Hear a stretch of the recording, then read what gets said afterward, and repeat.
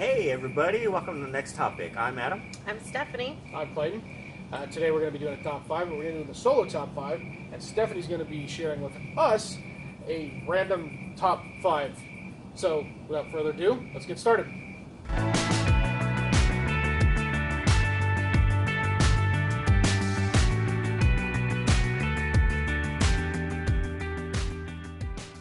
Alright, so I'm going to do this is me personally, my top 5 all-time favorite music albums. Oh, this is fun. Not genre specific. This was hard because I have a very eclectic taste in music. So, my number 5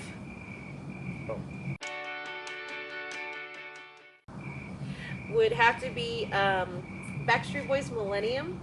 Okay, no, y'all are gonna laugh at me, and that's fine. It wasn't a bad album. I love that album.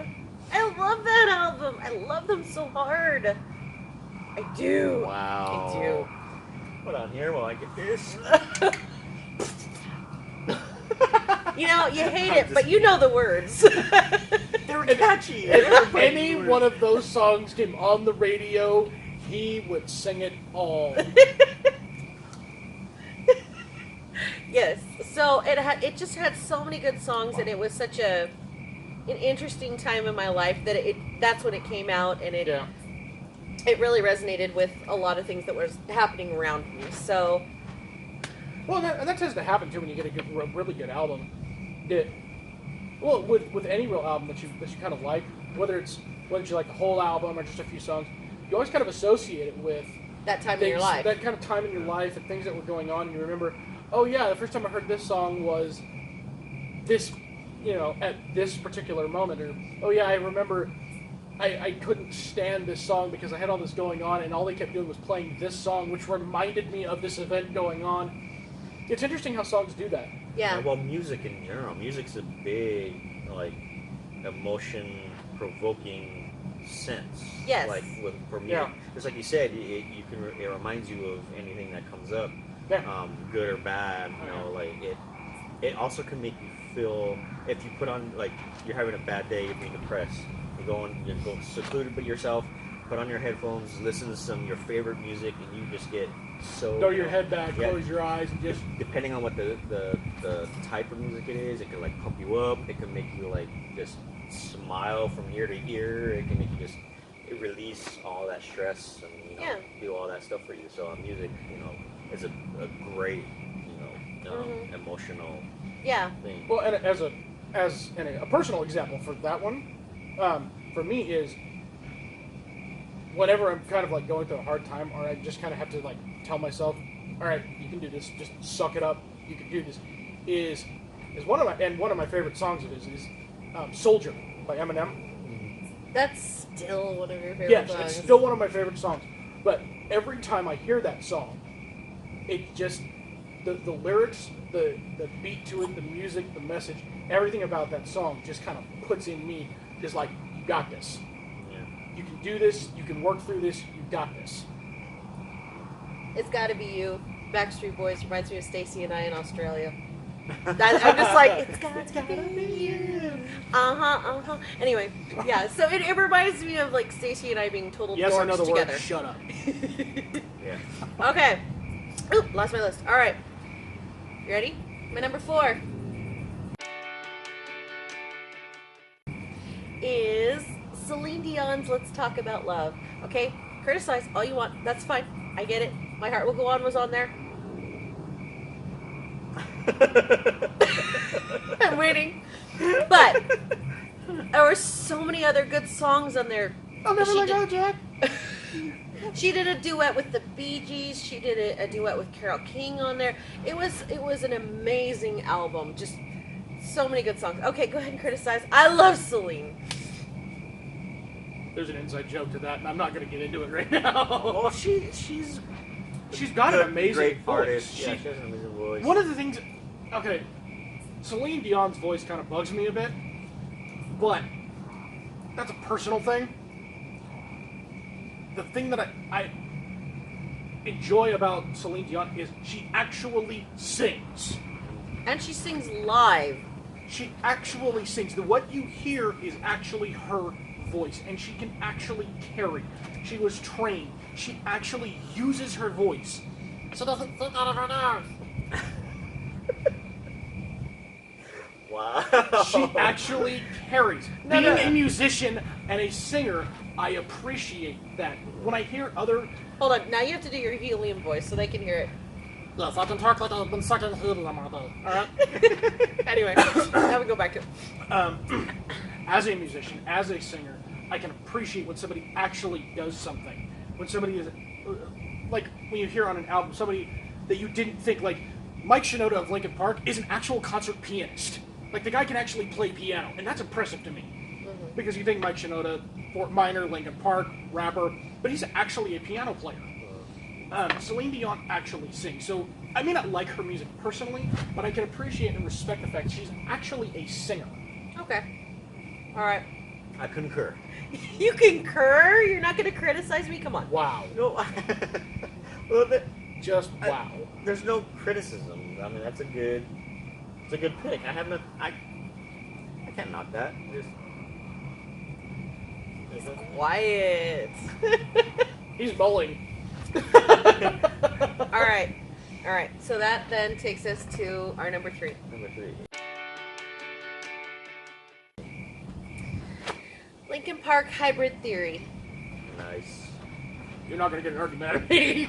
It's an amazing album. I don't think there's one song I skip when I put in that album. Like, I think it's sacrilege to skip any song. Well, I'd have to go back and listen to that album because it's been a very long time since I've heard it. There might be one I skip, but that's almost true for any album I ever listen to. There's always that one for some reason that is just like meh, and you're just like I could go to a different one that I like. Yeah. A lot more. Mm-hmm. There is one album though that I've ever listened to. I love every single track on it. Like it's amazing. Well, no, I'm not gonna get into that. No, I want to know. I want to know. Well, no, it's Hoobastank. I don't know if anybody's. There's got to be people out there that know of them, but yeah, it's just this. I believe it's the first album. I can't remember what it's called right now, but it's amazing. Every single song on that album is like I can listen to over and over and over again. Every single song. Really? Wow, I did not know that. Yep. Very cool. I love Hybrid Theory. Yeah. Yes, I love Hybrid Theory. I can't tell you how much I love that album. 1, it was the introduction to Linkin Park. Yeah. 2, it's how Linkin Park should still sound. I understand the evolution of bands. Yeah. But they went from, you go from Hybrid Theory, to Meteora, which was essentially kind of the same thing as Hybrid Theory, but you could tell they were kind of experimenting with their sound. Yeah, which I like Meteora though too. No, I like Meteora. I like most of that album. I liked Meteora because it still sounded like Linkin Park. And then you had Minutes to Midnight. And they took a left turn. Yeah. And I went, because Minutes to Midnight, that's when they started cussing in their songs. And I mean, not that there's a problem with that, because I just mentioned Eminem. Yeah. Yeah, he's a choir boy. How dare you? Ever. But it just, I don't know. The first time I heard, I was kind of rocking out to the first song in Minutes to Midnight, and then all of a sudden Mike Shinoda comes in and he starts cussing. I'm like, huh? Mike Shinoda doesn't swear. I'm like, that's not right. What? Linkin Park doesn't cuss in their songs. It just kind of threw me off, and I think I was just kind of. Now, don't get me wrong. There are some good songs on Minutes to Midnight that I like, but it's almost like they kind of went, we're gonna take. You know how we sounded when everybody loved us? Yeah, we're going to throw that out the window, and we're going to start over. And that bugs me. Yeah.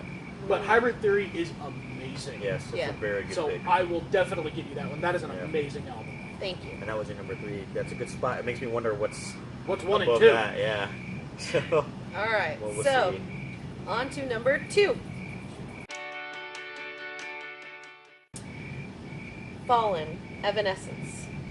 Another good album. Nice. Yeah. Really good album. Amy Lee just has one of the most amazing voices ever. Yeah, she's got a nice voice. I'm not a huge fan of Evanescence, but there are multiple songs of theirs that I like. Yeah. But I don't really follow them that much. But there's, those staples that everybody knows. Yes. A few of them that I like, so. Yeah, Fallen was just such an incredible album. Just hearing how she sang, and it was just like, it was so powerfully moving, just how strong her voice was in this female strong voice. It was like, it resonated so much with me as a 19-year-old. It was just like, oh my gosh, who is this person? She's amazing. And I fell in love with the album. Yeah. Amy Lee, thank you for bringing that voice to rock. Yes. Well, she's a classically trained singer. Yes. I mean, that woman can sing. Like Celine Dion, who we mentioned before. She actually sings. I mean, she's not... That's not... Her and Jonathan Davis live singing Freak on a Leash. That's an incredible... That was amazing. Or her and singing... her and... What's his name from Seether? Singing, yes, Broken. Broken. Yeah. She can duet with anybody, and I'm on board. Yeah. I'm on board. She's got an incredible voice. Mm-hmm. She can carry. I remember the first time when I heard Wake Me Up. Yeah. Bring Before You Go? Wham! Wham! Wham! Deadpool joke. Bring Me Up to Life. Yeah. And the first time I heard that song and I heard her sing, I was floored. Yeah. Because it wasn't just, because I've heard other female rockers, rock bands, and there's some female death metal and female heavy metal, and I've heard it. And when you kind of hear that song, so you're like, okay, this should be interesting, and then she starts singing, you're like, that doesn't belong there. But it blends so well. Yeah. She can blend so well with not only her band, but with other artists. Yeah. Again, your point of her and Jonathan Davis, Freak on a Leash, amazing song. I love Jonathan Davis, so I'm a little bit biased. I think his voice is amazing. Well, there's no bias. It's what you like. This is Oh, your top five. yeah. No, that's technically what a bias is. I have complete bias. Jonathan Davis's voice is yes. Yeah, it's incredible. But Yes. That going to that album, yeah, no, that's an amazing album too. All the songs on that are really good. Yeah. Really good. All right. So my number one. Number one. Okay. It's actually 3 albums in one. It's the Pirates of the Caribbean soundtrack. Oh my god. And I'll tell you why. I have a thing for Hans Zimmer. Oh. I don't think there's anything this man can't do. Thing? Be quiet, That's Adam. an understatement. I love him. Oh my god. She would leave him for him. In a heartbeat. I really would. And, I mean, I wouldn't even feel bad. But anyway, I digress. I feel loved. I mean, I love you. There's not enough to say with me if Hans Zimmer walked in the door. I can't help it. Anyway, there's something... You and Germans. I know. I don't know why. I really don't know why. But, no. Hans Zimmer, Michael Fassbender. Right? You know what? It's okay. It's okay. Anyway, Continue, yes, sorry. back to my albums. There is something that he is able to inflict so much emotion in his scores, and I mean, I can spot a Hans Zimmer soundtrack 6 miles out. And that's no lie. Anything from Driving Miss Daisy to The Holiday, The Pirates of the Caribbean. I mean, it's just, his range is absolutely incredible. Look at The Lion King. Yeah. You cannot go wrong with Zimmer. You just can't. And he hit one moment he can bring your emotions up to where you're so excited, and the next moment you're like, I'm crying. I don't even know why. What are these tears just I'm streaming? leaking. So, yeah. But Hans Zimmer's Pirates of the Caribbean soundtracks, Especially the last one, the song "King is a Pirate." I absolutely love it. Absolutely gorgeous. So yeah, okay. Open to criticism and. No, that's a good list. I have to, yeah. See, Are you impressed by my list? Yeah, somewhat. I mean, I mean, I know you and everything, but like some of it just surprised me a little. But that's good. I like your Hans Zimmer pick. Aside from your bias, that man's a modern day Mozart. Yes, he is. In my opinion. Beethoven, I prefer. Uh-oh. That's a different episode. You're going to argue with the Austrian, okay. And I say modern day Mozart because Mozart's music was perfection. Mozart's music, when you hear it, it invokes, just like you said, it invokes emotion. It evokes something inside of you. And it just sounds like perfection should sound.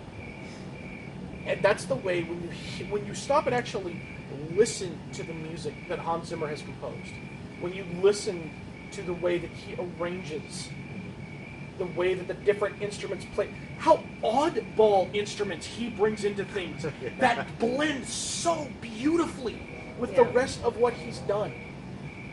Sounds like you have a little crush on him too. I think the man's amazing. Yeah. On top of that, he's also amazing because of the fact that he does things with other composers. Yeah. Yeah. He's the reason we have I always say his name wrong, Steve. Jablonski? Jablonski. Yes, and Transformers, if you're wondering. The music from Transformers, yeah, that was a Hans Zimmerism. We love musical scores in this household. Adam is slowly learning. I'm not learning jack. He will be learning. Let me put it that way. He will learn. But, all right. No, my hat's off to your top 5. That was Thank good. You. That was definitely good. Thank you. Yeah. Thank you. All right. That's it for my top 5. Thank you guys so much for watching. I'd love to hear about your top 5s. Please comment below and let me know. If you disagree with my list, go ahead and comment, I guess, if you feel so inclined. Please comment if you liked it. Yes. And be sure to like, subscribe, share, like, and subscribe to our channel, please. Yes. If you would. And, yeah, we'd love to hear from you and see you guys. So, we'll see you later. See you guys later. Time. Bye, y'all. Bye. It still tastes good, So though. it goes back in and you're just like... And it's always good when the place, depending on where you go, gives you